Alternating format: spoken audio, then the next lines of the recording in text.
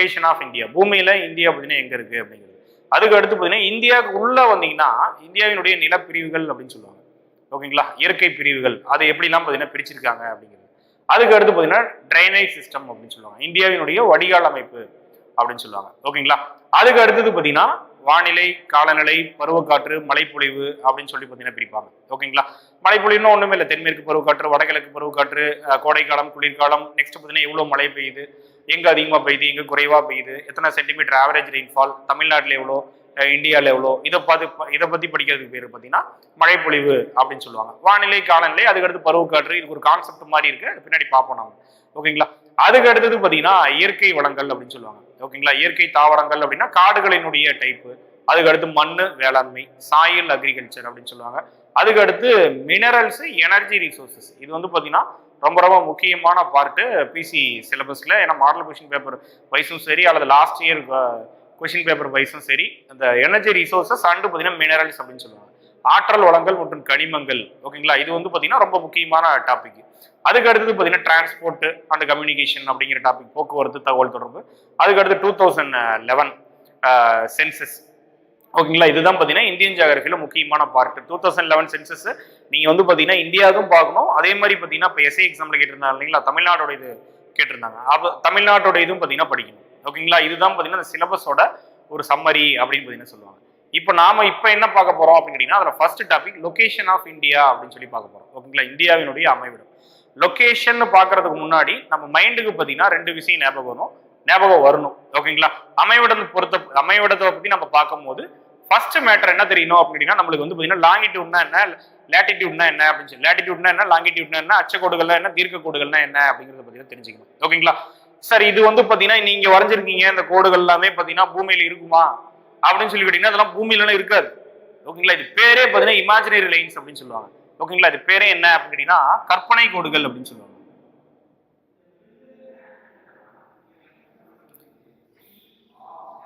ஓகேங்களா, கற்பனை கோடுகள் அப்படிங்கும் போது இதுக்கு ஏதாவது ஒரு ரீசன் இருக்கும் இல்லைங்களா, ஏதாவது ஒரு காரணம் இருக்கும் இல்லைங்களா. ஆக்சுவலா பூமியில இல்ல, நம்மளுடைய வசதிக்காக பாத்தீங்கன்னா வரையப்பட்ட இமேஜினரி லைன்ஸ், கற்பனை கோடுகள் அப்படின்னு சொல்றாங்க. என்ன ரீசன், இதனுடைய ரீசன் அப்படின்னு சொல்லி கேட்டீங்கன்னா ஒன்னொன்னா பார்ப்போம். ஃபர்ஸ்ட் வந்து பாத்தீங்கன்னா அச்சக்கோடுகள் அப்படின்னா பூமியில் வரைபடக்கூடிய கிடைமட்ட கோடுகள் அப்படின்னு சொல்லுவாங்க. Horizontal, X axis Y axis பார்த்திருப்பீங்களா நீங்க வந்து பாத்தீங்கன்னா கிராஃப்ல, அந்த மாதிரி எக்ஸ் ஆக்சிஸ் ஹரிசாண்டலா வரைஞ்சா, கிடைமட்டமா வரைஞ்சா அது பேர் தான் பாத்தீங்கன்னா அச்சக்கோடுகள் அப்படின்னு சொல்லுவாங்க. டோட்டலா பாத்தீங்கன்னா 3 முதன்மை அச்சக்கோடு இருக்கும். ஒன்னு 0 டிகிரி, இதுதான் பாத்தீங்கன்னா நிலநடுக்கோடு அல்லது பூமத்திய ரேகை அப்படின்னு சொல்லுவாங்க. இன்னொன்னு 23.5 டிகிரி நார்த், வடக்கு, இந்த கோடு தான் பாத்தீங்கன்னா கடக ரேகை அப்படின்னு சொல்லுவாங்க. இன்னொன்று 23.5 டிகிரி சவுத், இந்த கோடு தான் பாத்தீங்கன்னா மகர ரேகை அப்படின்னு பாத்தீங்கன்னா சொல்லுவாங்க. ஓகேங்களா, அப்ப வந்து பாத்தீங்கன்னா அச்சக்கோடுகள் அப்படிங்கும் போதே அது பேரே பாத்தீங்கன்னா கிடைமட்ட கோடுகள் அப்படின்னு சொல்லுவாங்க. கிடைமட்டமா வரைபடக்கூடிய கோடுகள் கிடைமட்ட கோடுகள் அப்படின்னு பாத்தீங்கன்னா சொல்லுவாங்க. ஓகேங்களா, இதுல 0 டிகிரி அப்படின்னா நிலநடுக்கோடு, 23.5 டிகிரி நார்த் அப்படின்னா கடகரகை டிராபிக் ஆஃப் கேன்சர் அப்படின்னு சொல்லுவாங்க. 23.5 டிகிரி சவுத் அப்படின்னா டிராபிக் ஆஃப் கேப்ரகான் அப்படின்னு சொல்லுவாங்க. ஓகேங்களா, இப்படி எத்தனை கோடு சார் இருக்கும் அப்படின்னு கேட்டீங்கன்னா அப் டு 90 வரை பாத்தீங்கன்னா இருக்கும். ஓகேங்களா, நார்த் போல்ல 90 வரை பாத்தீங்கன்னா இருக்கும். சதர்ன் ஹெமிஸ்பியர்ல 90 வரை பாத்தீங்கன்னா இருக்கும். 90 + 90 180. இந்த 0 டிகிரி கோடு ஆட் பண்ணீங்கன்னா 90 + 90 + 1 அப்படிங்கும் போது பாத்தீங்கன்னா 180 + 1, தட் மீன்ஸ் பாத்தீங்கன்னா 181 லைன்ஸ் பாத்தீங்கன்னா இருக்கும். ஓகேங்களா, இந்த அச்சக்கோடுகள் எதுக்காக அப்படின்னா காலநிலைக்காக. அது எப்படி சார் காலநிலைக்காக, எப்படி இந்த அச்சக்கோடை வந்து பாத்தீங்கன்னா காலநிலைக்காக நம்ம யூஸ் பண்றோம் அப்படிங்கிற ரீசனை காலநிலை, வானிலை, பருவக்காற்று, மழைப்பொழிவு அந்த இதுல நம்ம தெளிவா பார்ப்போம். அடுத்து தீர்க்க கோடுகள் அப்படிங்கிறது பாருங்க. தீர்க்க கோடுகள் அப்படின்னா செங்குத்து கோடுகள் அப்படின்னு சொல்லுவாங்க, வெர்டிகல் லைன்ஸ். ஓகேங்களா, தீர்க்க கோடுகள் அப்படின்னா செங்குத்து கோடுகள் அப்படின்னு சொல்லுவாங்க. இது வந்து பாத்தீங்கன்னா போல் டு போல் தான் போகும். ஓகேங்களா, 90 டிகிரில இருந்து 90 டிகிரி தான் பாத்தீங்கன்னா வரைவாங்க. ஓகேங்களா, சரி ஓகே. இது வந்து பாத்தீங்கன்னா செங்குத்து கோடுகள். டோட்டலா எத்தனை இருக்கும் அப்படின்னா 60 இருக்கும். இப்ப நார்மலா பாத்தீங்கன்னா இது ஒரு அரைவட்டம், இது ஒரு அரைவட்டம் அப்படின்னு சொல்லுவாங்க. அரைவட்டத்தில் அமையக்கூடிய கோணம் நம்மளுக்கு தெரியும், செங்கோணம் அப்படிங்கிறது. அப்ப 90 டிகிரி 90 டிகிரி. இது வந்து 2D இமேஜ். அதுக்கு பேக் சைட்ல என்ன இருக்கும், இன்னொரு 90 இங்க இருக்கு, இன்னொரு 90 இருக்கும். அப்ப 90 + 90 + 90 + 90 360 அப்படின்னு பாத்தீங்கன்னா சொல்லுவாங்க. சார் இங்க நீங்க 0 டிகிரி கோட் ஆட் பண்ணீங்க இல்லைங்களா, இங்க ஆட் பண்ணலையே அப்படின்னு சொல்லி கேட்டீங்கன்னா, சார் இந்த 0 டிகிரி கோடும் பின்னாடி வரக்கூடிய 0 டிகிரி கோடும் ஒரே கோடு. அதனாலதான் பாத்தீங்கன்னா நம்ம இந்த 0 டிகிரி கன்சிடர் பண்ணல. ஓகேங்களா, அப்ப 90 + 90 + 90 + 90 360. இங்க வந்து பாத்தீங்கன்னா 90 + 90 + 1, ஏன்னா 0 டிகிரி கோட வந்து ஆட் பண்ணிருக்கோம். சரிங்க சார், இந்த தீர்க்க கோடுகள் இதுக்காக அப்படின்னா டைமுக்காக. நேரத்துக்காக. ஓகேங்களா? எப்படி சார் அப்படின்னு சொல்லி கேட்டீங்கன்னா, இப்ப பூமியில எல்லா இடத்துலயுமே பாத்தீங்கன்னா சூரியன் ஒரே நேரத்துல உதிக்கிறது இல்ல. ஓகேங்களா? இந்தியால ஒரு டைம் உதிக்குது, அதே மாதிரி அமெரிக்கால ஒரு டைம் உதிக்குது. ஓகேங்களா? கரெக்ட் தானே? அப்ப பாத்தீங்கன்னா நம்ம சூரியன் உதிக்கிற நேரம் தான் பாத்தீங்கன்னா மார்னிங் 6 o'clock அந்த மாதிரி சம்திங் வந்து வச்சிருக்கோம் இல்லைங்களா? அப்ப எப்படி பாத்தீங்கன்னா வேர்ல்டு ஃபுல்லா ஒரே டைம் நம்மளால ஃபாலோ பண்ண முடியும். ஓகேங்களா? ஒரு குறிப்பிட்ட நாடுகள், நிலப்பகுதி குறைவா இருக்கக்கூடிய நாடுகள், அந்த நாடுகள் எல்லாமே பாத்தீங்கன்னா ஒரு திட்ட நேரம் அப்படின்னு சொல்லிட்டு ஒண்ணு பாத்தீங்கன்னா வச்சிருப்பாங்க. உதாரணத்துக்கு சொல்றேன் பாருங்க. எப்படியும் பாத்தீங்கன்னா சூரியன் வந்து ஃபர்ஸ்ட் இங்கதான் பாத்தீங்கன்னா உதிக்க போகுது. ஓகேங்களா? சூரியன் உதிக்கும் நாடு முதல்ல பாத்தீங்கன்னா ஜப்பான் அப்படின்னு சொல்லி பார்த்திருப்போம். ஓகேங்களா? அதே மாதிரி நியூ இயரை ஃபர்ஸ்ட் கொண்டாடுற நாடு எது அப்படின்னா நியூசிலாந்து அப்படின்னு சொல்லி பார்த்திருப்போம். ஓகேங்களா? இப்ப பாருங்க ஃபர்ஸ்ட் சூரியன் உதிக்குது இங்க. ஓகேங்களா? இது வந்து 0 டிகிரி இந்த கோடுங்களா? அப்ப இது வந்து 90 இருக்குமா? 90, 89, 88 இப்படி பாத்தீங்கன்னா வந்துகிட்டே இருக்கும். ஓகேங்களா? அப்ப சூரியன் அப்படிங்கிறது 90வது கோட்ல இருந்து 89வது கோட்டு வருது. தட் மீன்ஸ் பாத்தீங்கன்னா 1 டிகிரி கடக்கிறதுக்கு ஆகும் காலம் பாத்தீங்கன்னா எவ்வளவு அப்படின்னா 4 நிமிடம். ஓகேங்களா? இதை வந்து பாத்தீங்கன்னா இப்படி கூட எடுத்துக்கலாம். புவி 1 டிகிரியை சுற்ற ஆகும் காலம் எவ்வளவு அப்படின்னு கேட்டீங்கன்னா 4 நிமிடம். ஏன்னா பூமி சுற்றதான் பாத்தீங்கன்னா சூரியன் வந்து பாத்தீங்கன்னா ஒரு டிகிரியா பாத்தீங்கன்னா நகர்ந்துகிட்டே பாத்தீங்கன்னா இருக்கும். இதுதான் பாத்தீங்கன்னா அப்படி சொல்லுவாங்க. 1 டிகிரி கடக்கிறதுக்கு 4 நிமிஷம் பாத்தீங்கன்னா ஆகும். ஓகேங்களா? சரி, ஓகே, இது மைண்ட்ல வச்சுங்க, பின்னாடி பார்ப்போம். அதே மாதிரி தான் பாத்தீங்கன்னா ஃபர்ஸ்ட் ஜப்பான்ல அது இந்தியா இங்க இருக்குன்னு வச்சுக்கிட்டீங்கன்னா ஜப்பானுக்கு அடுத்தது தான் பாத்தீங்கன்னா இந்தியாவுக்கு வந்து. ஓகேங்களா? அப்ப இங்க ஒரு டைமா இருக்கும், கண்டிப்பா இங்க ஒரு டைமா இருக்கும். அது எப்படி இந்தியாவோட டைம் வந்து பாதிக்குது, இந்தியால ஏன் பாத்தீங்கன்னா இந்த திட்ட நேரம் அப்படிங்கிற கான்செப்ட கொண்டு வந்திருக்கோம் அப்படிங்கறத பின்னாடி பார்ப்போம். இங்க நீங்க என்ன ஞாபகம் வைக்கணும் அப்படின்னா 1 டிகிரி புவி சுற்றா அல்லது சூரியன் ஒரு டிகிரி கடக்க ஆகும் காலம் பாத்தீங்கன்னா 4 நிமிடம் அப்படின்னு சொல்லிட்டு ஞாபகம் வச்சுங்க போதும். ஓகேங்களா? சரி, ஓகே, இது நேரத்துக்காக, அது எப்படிங்கிறத பின்னாடி பார்ப்போம். ஓகேங்களா? இந்த 0 டிகிரி பேர் தான் பாத்தீங்கன்னா முதன்மை தீர்க்கம் அப்படின்னு சொல்லுவாங்க, பிரைம் மெரிடியன் அப்படின்னு சொல்லுவாங்க. அது பேர் பாத்தீங்கன்னா கிரீன்விச் தீர்க்க கோடு அப்படின்னு சொல்லுவாங்க. ஓகேங்களா? இந்த தீர்க்க கோடு எந்த ஊர் வழியா போகுது அப்படின்னா லண்டன் வழியா போகுது. ஓகேங்களா? லண்டன்ல பாத்தீங்கன்னா ராயல் ஆஸ்ட்ரானமிக்கல், அந்த ராயல் வானியல் ஆய்வகம் அப்படின்னு சொல்லுவாங்க. ஓகேங்களா? அந்த ஆய்வகம் வழியா தான் பாத்தீங்கன்னா அந்த கோடு பாத்தீங்கன்னா போகும், 0 டிகிரி கோடு. சரி, ஓகே, அடுத்து பார்ப்போம். ஓகேங்களா? இந்த அச்சக்கோடுகள் தீர்க்க கோடுகள் என்னன்னு புரிஞ்சுதுங்களா? இது புரிஞ்சாதான் பாத்தீங்கன்னா இது ஆக்சுவலா உங்க எக்ஸாம் வைஸ் முக்கியம் இல்லைன்னாலுமே கான்செப்ட் வைஸ் பாத்தீங்கன்னா முக்கியம். ஏன்னா நம்ம அமைவிடம் போயிட்டு அங்க லாட்டிடியூட் லாங்கிடியூட் எக்ஸ்டென்ட் அப்படின்னு சொல்லி பார்க்கும்போது, தட் மீன்ஸ் அச்சப்பரவல் தீர்க்கப்பரவல் அப்படின்னு சொல்லி பார்க்கும்போது பாத்தீங்கன்னா உங்களுக்கு வந்து ஐயோ அச்சம்னா என்ன தீர்க்கம்னா என்ன அப்படிங்கிறது தெரியாம இருக்கக்கூடாது. ஓகேங்களா?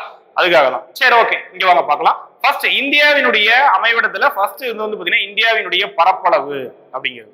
இந்தியாவினுடைய பரப்பளவு 32,87,263 அப்படிங்கிறது சதுர கிலோமீட்டர் அப்படின்னு சொல்லுவாங்க.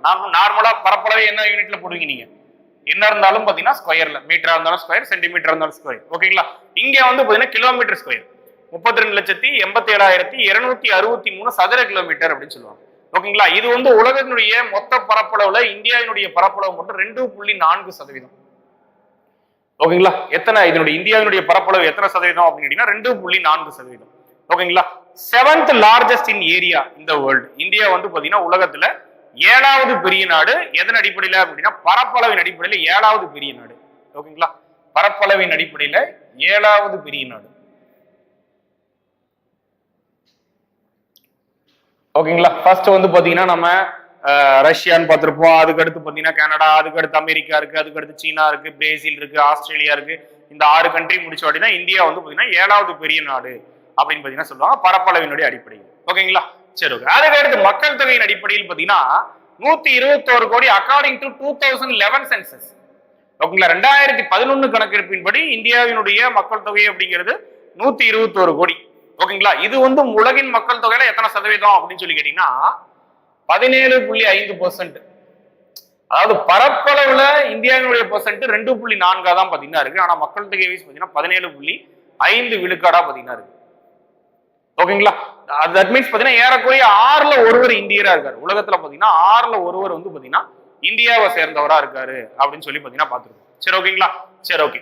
மக்கள் தொகையின் அடிப்படையில 2வது பெரிய நாடு அப்படின்னு சொல்லுவாங்க. அதாவது பரப்பளவின் அடிப்படையில இந்தியா வந்து 7வது பெரிய நாடு. இந்த 32,87,263 சதுர கிலோமீட்டர் அப்படிங்கிற இந்தியாவின் பரப்பளவு வேர்ல்டோட பரப்பளவுல பாத்தீங்கன்னா 2.4%, 7வது பெரிய நாடு. ஆனா மக்கள் தொகை வைஸ் பாத்தீங்கன்னா இந்தியா வந்து பாத்தீங்கன்னா 2வது பெரிய நாடு அப்படின்னு சொல்லியிருக்கோம். அதோட பெர்சன்டேஜ் பாத்தீங்கன்னா 17.5% அப்படின்னு பாத்தீங்கன்னா இருக்கும். சரி, ஓகேங்களா? சரி, ஓகே. அச்சப்பரவல் அப்படின்னு பார்க்கும்போது 8 டிகிரி 4 மினிட் வடக்குல இருந்து 37 டிகிரி 6 மினிட் வடக்கு. ஒண்ணுமே இல்லை, ரொம்ப காம்ப்ளிகேட்டா வேணாம். இங்க பாருங்க, இது வந்து 0 டிகிரி. இப்படி 1 2 3 4 5 இந்த மாதிரி பாத்தீங்கன்னா 23.5 இருக்குங்களா, அப்படியே வர வர பாத்தீங்கன்னா இங்க 23 இருக்கு. இந்த 1 0 1 2 3 அப்படி வரும்போது 8 வரும்போது இந்தியா ஸ்டார்ட் ஆயிருது. 8 டிகிரி 4 மினிட் வரும்போது கன்னியாகுமரி பாத்தீங்கன்னா ஸ்டார்ட் ஆயிருது. ஓகேங்களா. அதுக்கு அடுத்து பாத்தீங்கன்னா 37 டிகிரி 6 மினிட் முடியும் போது இந்தியா வந்து முடிஞ்சிருது. ஓகேங்களா. ஏன் சார் ரெண்டு இடத்துலயும் நார்த் நார்த்னு போட்டிருக்கீங்க அப்படின்னு சொல்லி கேட்டீங்கன்னா, சரி இது வந்து பாத்தீங்கன்னா 0 டிகிரி. இதனுடைய வட பகுதின்னு ஒண்ணு இருக்கும், தென் பகுதின்னு ஒண்ணு இருக்கும். நாம எங்க இருக்கோம் அப்படின்னா இந்த வட பகுதியில இருக்கும். இந்த 0 1 2 அப்படி 8 வரும்போது இந்தியா ஸ்டார்ட் ஆயிருது, 37 வரும்போது இந்தியா முடிஞ்சது. அதனாலதான் பாத்தீங்கன்னா 8 degree 4 minute north to 37 degree 6 minute north அப்படின்னு பாத்தீங்கன்னா சொல்லுவாங்க. ஓகேங்களா. சரி ஓகே. அதே மாதிரி பாத்தீங்கன்னா தீர்க்க கோடு, தீர்க்க பரவல் அப்படின்னு சொல்லுவாங்க. தீர்க்க கோடுனா இது வந்து 0 டிகிரின்னு பாத்துருக்கோம். இந்தியாவோட பிளேஸ் இங்க இருக்கு. ஓகேங்களா. இது வந்து 0 டிகிரி, இது இந்த 0 டிகிரி கிழக்கு பகுதி. கரெக்டா தானே? அப்ப 0 1 2 அப்படி வரும்போது 68 டிகிரி வரும்போது இந்தியா ஸ்டார்ட் ஆயிடுது.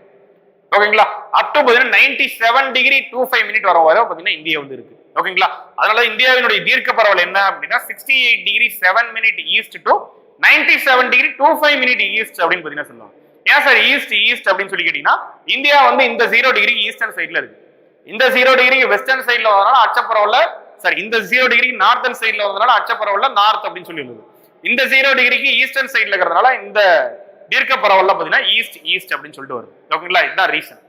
அதுக்கு அடுத்து பாத்தீங்கன்னா வடக்கு தெற்கு பரவல் அப்படின்னு சொல்லுவாங்க. வடக்கு தெற்கு பரவல் 3214 கிலோமீட்டர். 3214 கிலோமீட்டர். இதுல 1 2 3 4 எல்லா நம்பருமே அதுல இருக்கும். ஓகேங்களா. 3 2 1 4 அப்படின்னு சொல்லுவாங்க இதனுடைய வடக்கு தெற்கு பரவல். ஓகேங்களா. நெக்ஸ்ட் பாத்தீங்கன்னா வடக்கு தெற்கு பரவல் இருக்கும்போது கிழக்கு மேற்கு பரவல் ஒண்ணு இருக்குமா, அதுதான் பாத்தீங்கன்னா எவ்வளவு அப்படின்னா 2933 கிலோமீட்டர்.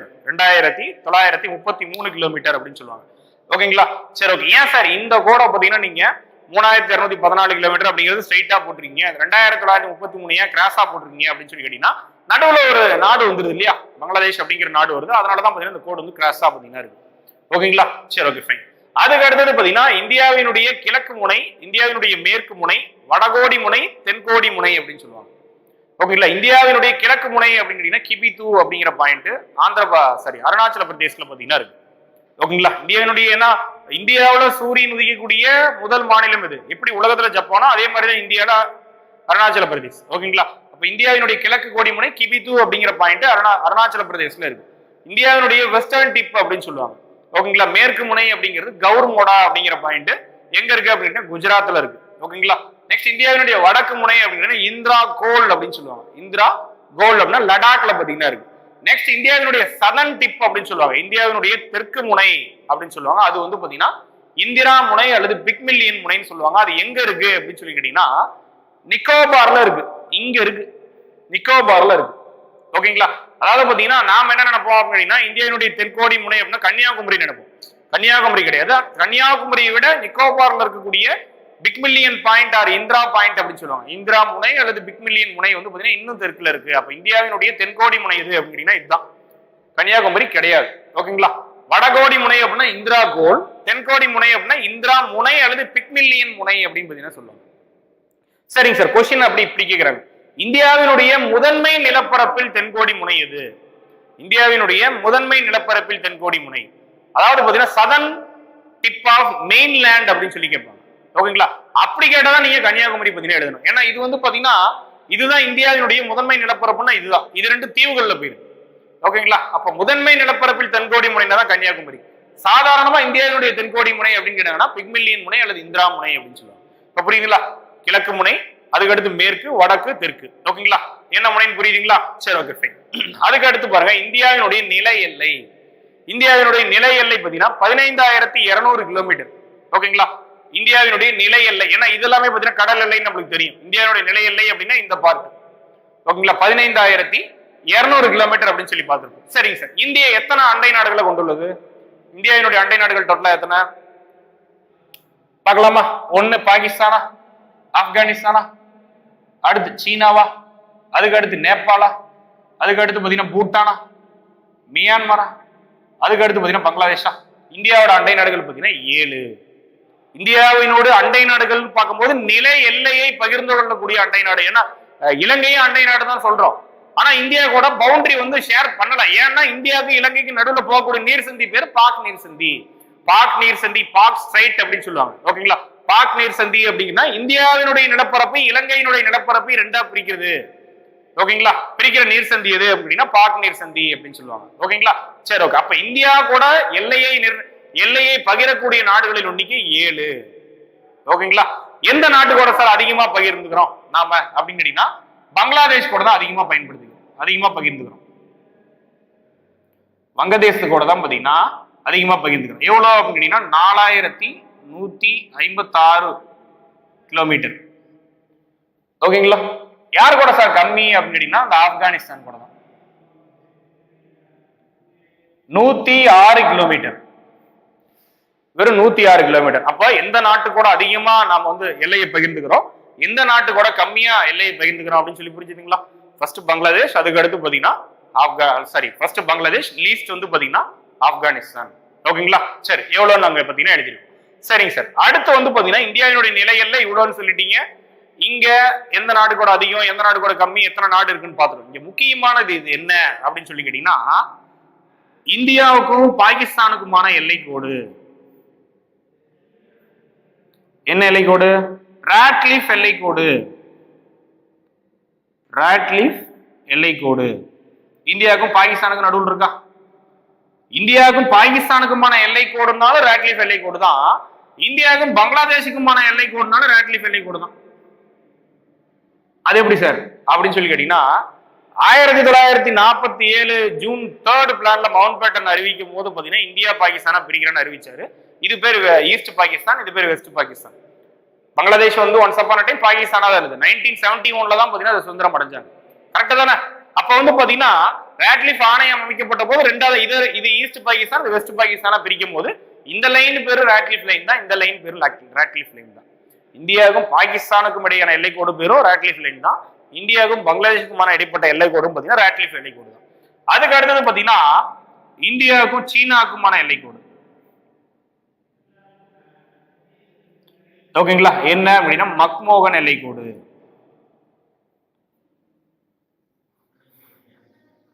மக்மோகன் எல்லை கோடு அப்படின்னு சொல்லுவாங்க. நெக்ஸ்ட் இந்தியாவுக்கும் ஆப்கானிஸ்தானுக்குமான எல்லை கோடு. எல்லை கோடு பேரு பாத்தீங்கன்னா தூரந்த் எல்லை கோடு அப்படின்னு பாத்தீங்கன்னா சொல்லுவாங்க. சரி, ஓகேங்களா? சரி, நிலை எல்லை பார்த்ததுனால பாத்தீங்கன்னா அதை பார்த்துட்டோம். சரி, ஓகேங்களா? நோட் பண்ணி வச்சுக்கோங்க. அதுக்கு அடுத்து பாத்தீங்கன்னா கடல் எல்லை. கடல் எல்லை அப்படிங்கும் போது சார் இந்த பாட்டு தான் கடல் அப்படிங்கிறது நம்மளுக்கு தெரியும். ஓகேங்களா? இந்த பாட்டோட டோட்டல் லென்த் எவ்வளவு, கடல் எல்லை எவ்வளவு அப்படின்னு கேட்டீங்கன்னா 7516.6 கிலோமீட்டர் அப்படின்னு சொல்லுவாங்க. ஓகேங்களா? இதுல வந்து ரெண்டா பிரிப்பாங்க. ஒன்னு 6100, இன்னொன்னு 1416.6 அப்படின்னு சொல்லிட்டு ரெண்டா பிரிப்பாங்க. ஏன் சார் ரெண்டா பிரிக்கிறாங்க அப்படின்னு கேட்டீங்கன்னா இந்த 6100 அப்படிங்கிறது ஸ்டேட்ஸ், மாநிலங்களுக்கு இருக்கக்கூடிய கடல் எல்லை. ஓகேங்களா? தட் மீன்ஸ் மாநிலங்களுக்கு இருக்கக்கூடிய கடற்கரையினுடைய நீளம் அப்படின்னு சொல்லுவாங்க. 1416.6 அப்படிங்கிறது தீவுகளினுடைய கடல் எல்லை, தீவுகளினுடைய கடற்கரையினுடைய நீளம் அப்படின்னு பாத்தீங்கன்னா சொல்லுவாங்க. புரியுதுங்களா?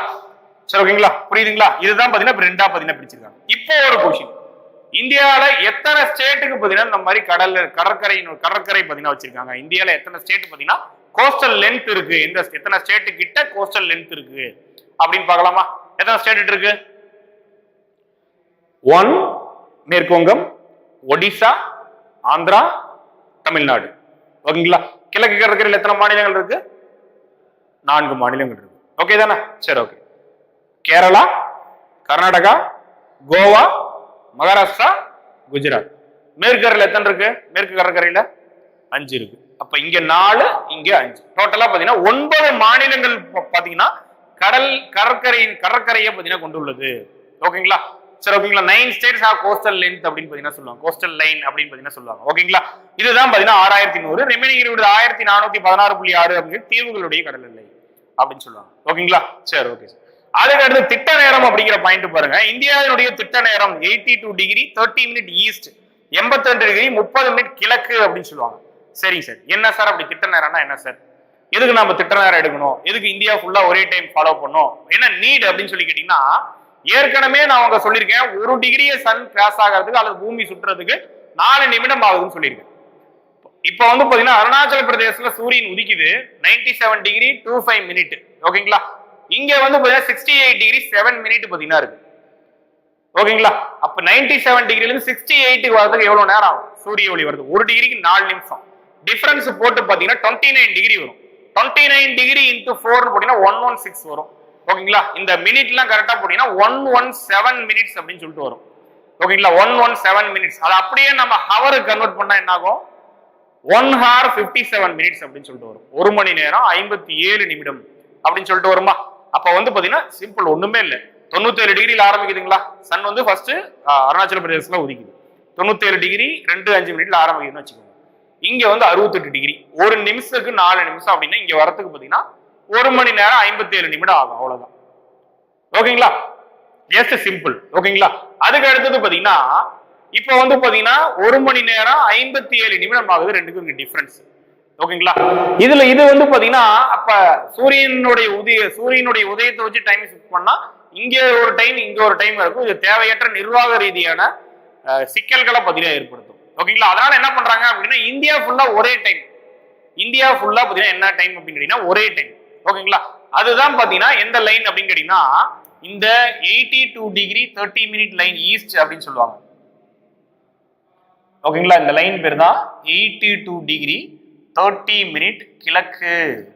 சரி, இதுவும் கிழக்கு தான், இதுவும் கிழக்கு தான். ரெண்டுக்கு சென்டர்ல இருக்கிற கோட் எடுத்துக்கிட்டாங்க. அவ்வளவுதான். ஓகேங்களா? ரெண்டுக்கு சென்டர்ல இருக்கிற 68 97 ரெண்டுக்கு சென்டர்ல இருக்கிறது பாத்தீங்கன்னா 82 டிகிரி 30 மினிட் கிழக்கு எடுத்துக்கிட்டாங்க. அவ்வளவுதான். வேற ஒண்ணுமே இல்லை. நீங்க காம்ப்ளிகேட்டடா நினைக்கிற அளவுக்கு ஒண்ணுமே இல்லை இங்க. ஓகேங்களா? சரி, ஓகே. 82 டிகிரி 30 மினிட் தான் இந்தியாவினுடைய திட்ட நேரம் அப்படின்னு பாத்தீங்கன்னா சொல்லுவாங்க. ஓகேங்களா? சரிங்க சார். நீங்க முன்னாடி சொன்னீங்க இந்த 0 டிகிரி கிரீன்விச் தீர்க்க கோடு லண்டன் ராயல் வானியல் ஆய்வகம் வழியா போகுது. இந்த 82 degree 30 minute east 82 degree 30 minute கிழக்கு தீர்க்க கோடு எந்த ஒரு வழியா போகுது? Old group 4 question. எந்த ஒரு வழியா போகுது? மிர்சாப்பூர் அலகாபாத் வழியா போகுது. ஓகேங்களா? எந்த ஒரு வழியா போகுது? மிர்சாப்பூர் அலகாபாத் அப்படின்னு பாத்தீங்கன்னா சொல்லுவாங்க. இந்த ஒரு வழியா போகுது. இன்னொரு இது இருக்கு. உதாரணத்துக்கு பாத்தீங்கன்னா இந்த 0 டிகிரிய பாத்தீங்கன்னா கிரீன்விச் தீர்க்க கோடு அப்படிங்கிறோம். ஜிஎம்டி அப்படின்னு சொல்லுவாங்க. இந்தியாவினுடைய திட்ட நேரம் பேர் ஐஎஸ்டி அப்படின்னு சொல்லுவாங்க. இந்தியன் ஸ்டாண்டர்ட் டைம் அப்படின்னு சொல்லுவாங்க. இப்ப பாருங்க, இந்த ஐஎஸ்டிக்கும் இங்க எழுதுறோம் பாருங்க, இந்தியன் ஸ்டாண்டர்ட் டைமுக்கும் கிரீன்விச் மீன் டைம்னா வேர்ல்ட் லெவல்ல ஃபாலோ பண்ணக்கூடிய டைம் அப்படின்னு சொல்லுவோமா? போன்ல கூட பாத்தீங்கன்னா ஜிஎம்டி ஐஎஸ்டின்னு பாத்தீங்கன்னா இருக்கும். ஓகேங்களா? இப்ப கிரீன்விச் மீன் டைமுக்கு இருக்கக்கூடிய டிஃபரன்ஸ் என்ன சார் அப்படின்னு சொல்லி கேட்டீங்கன்னா 5 hours 30 மினிட்ஸ் 5 மணி நேரம் 30 நிமிடம் இருக்கக்கூடிய டிஃபரன்ஸ். ஓகேங்களா? அதை எப்படி சார் ஞாபகம் வச்சுக்கிறது அப்படின்னு ரொம்ப நீங்க வந்து பாத்தீங்கன்னா சிரமப்பட வேண்டியது இல்லை. 82 டிகிரி 30 மினிட் 0 டிகிரி கோட வந்து ஜிஎம்டி அப்படின்னு சொல்றோமா? இந்த 0 டிகிரி முதன்மை தீர்க்க கோட வந்து ஜிஎம்டி அப்படின்னு சொல்றோமா? கிரீன்விச் மீன் டைம் சொல்றோமா? ஐஎஸ்டி அப்படின்னா 82 டிகிரி 30 மினிட். 1 டிகிரிக்கு 4 நிமிஷம். கால்குலேட் பண்ணுங்க பார்க்கலாம். 82 டிகிரி 30 மினிட்டுக்கு எவ்வளோன்னு? 330 அரௌண்ட் பார்த்தீங்கன்னா 328 வரும். 30 மினிட் சேர்த்துனா இன்னும் 2 மினிட் எக்ஸ்ட்ரா வரும். 330 அப்படியே ஹவருக்கு கன்வெர்ட் பண்ணுங்க பார்க்கலாம். 5 மணி நேரம் 30 நிமிஷம். அவ்வளவுதான். ஓகேங்களா? அவ்வளவுதான். 5 மணி நேரம் 30 நிமிஷம். ஓகேங்களா? அப்ப இந்தியாவினுடைய திட்ட நேரத்திற்கும் கிரீன்விச் நேரத்திற்கும் இடைப்பட்ட வேறுபாடு என்ன அப்படின்னா 5 மணி நேரம் 30 நிமிஷம் பிளஸ் அப்படின்னு சொல்லுவாங்க. ஏன் சார் பிளஸ் அப்படின்னா 5 மணி நேரம் 30 நிமிஷம் கிரீன்விச் டைமுக்கு நாம முன்னாடி இருக்கோம். நாம வந்து பாத்தீங்கன்னா அவங்களோட முன்னாடி இருக்கோம் அப்படிங்கிறதுக்காக. ஓகேங்களா? இப்ப வந்து இங்க வந்து பாத்தீங்கன்னா அரௌண்ட் வந்து பாத்தீங்கன்னா இப்போ ஒரு 11:30 மணி அப்படின்னு நீங்க காலையில 11:30 மணின்னு எடுத்துக்கிட்டீங்கன்னா அப்பதான் 6 மணி ஆகும். ஓகேங்களா? அப்புறம் தான் பாத்தீங்கன்னா இந்த சூரியன் இந்த பிரைம் மெரிடியனை தாண்ட வாட்டி தான் நம்மளுக்கு பிஎம் அப்படின்னு சொல்லுவாங்க. 12 PM ஏஎம் எப்படி பிஎம் ஆகும் தெரியுங்களா? Prime meridian. ஓகேங்களா? அப்படின்னு சொல்றாங்க இல்லைங்களா? போஸ்ட் மெரிடியன் அப்படின்னு சொல்றாங்க இல்லைங்களா? இது தாண்டின உடனே பாத்தீங்கன்னா பிஎம் ஆயிருது. ஓகேங்களா? சரி, ஓகே. இதுதான் சார் பாத்தீங்கன்னா திட்ட நேரம் அப்படின்னு சொல்லுவாங்க. இதுதான் பாத்தீங்கன்னா இந்தியாவினுடைய அமைவிடம் அப்படின்னு சொல்லுவாங்க. ஜஸ்ட் ஒண்ணுமே இல்லை, எர்த்ல இந்தியா எங்க இருக்கு அப்படிங்கிறது தான் பாத்தீங்கன்னா இந்தியாவினுடைய அமைவிடம். ஓகேங்களா? இப்ப அச்சக்கோடுகள் வைஸ் இந்தியா வந்து வடக்குல இருக்கு, தீர்க்க கோடுகள் வைஸ் பாத்தீங்கன்னா கிழக்கில் இருக்கு. சரி, ஓகே. இதுதான் பாத்தீங்கன்னா இந்தியாவினுடைய லொகேஷன் அப்படின்னு சொல்லுவாங்க. ஓகேங்களா? லொகேஷன் ஆஃப் இந்தியா, இந்தியாவினுடைய அமைவிடம் அப்படின்னு சொல்லுவாங்க. அச்சம் வயசுல பாத்தீங்கன்னா இந்தியா நார்த் சைட்ல இருக்கு, தீர்க்கம் வயசுல பாத்தீங்கன்னா கிழக்கு அரைக்கோளத்துல பாத்தீங்கன்னா இருக்கு. ஓகேங்களா? சரி, ஓகே. வேற என்ன அப்படின்னு சொல்லி கேட்டீங்கன்னா அவ்வளவுதான். இதுதான் பாத்தீங்கன்னா இந்தியாவினுடைய அமைவிடம் அப்படின்னு சொல்லுவாங்க. நெக்ஸ்ட், இந்தியா வழியா போகக்கூடிய முதன்மை தீர்க்க கோடு கடகரேகை. இந்தியா வழியா பாயக்கூடிய முதன்மை தீர்க்க கோடு கடகரேகை அப்படின்னு சொல்லுவாங்க. ஓகேங்களா? அதாவது இந்தியாவை ஏறத்தாழ பாத்தீங்கன்னா 2 சமபாகங்களா பிரிக்கக்கூடியது, வட இந்தியாவோ தென்னிந்தியாவோ பிரிக்கக்கூடிய கோடு பாத்தீங்கன்னா 23 டிகிரி வடக்கு இங்க இருக்குங்களா. அந்த கோடை ஆல்ரெடி என்னன்னு பார்த்திருப்போம், கடகரேகைன்னு பார்த்திருப்போம். ஓகேங்களா? அவ்வளவுதான். ஓகேங்களா?